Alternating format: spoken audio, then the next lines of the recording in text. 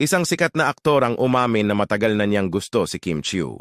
Ayon sa mga ulat, matapos lumabas ang isang blind item na naglalaman ng pahayag tungkol sa isang kilalang aktor na may interes sa kapamilya, actress na si Kim, nagkaroon ng pansin ang isyong ito. Ang blind item na ito ay naglalaman ng detalye tungkol sa isang sikat na aktor na umano'y may lihim na crush kay Kim Chiu.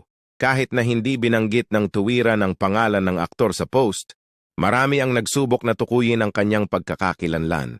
Bagaman may mga nahirapan sa paghula, may ilan ding mga tagahanga at mga eksperto na nagbigay ng kanilang mga hula.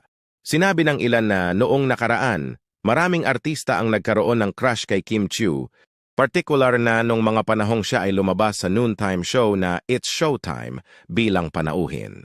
Ayon pa sa aktor, kung hindi pa umusad ang mga plano ni Paolo Avellino sa kanyang panliligaw, malamang ay siya na ang magpapahayag ng kanyang nararamdaman kay Kim. Ipinakita ng aktor ang kanyang pagsisisi sa hindi niya pagkakaroon ng pagkakataon na makilala si Kim ng mas mabuti noong panahon ng kanyang guesting sa nasabing programa.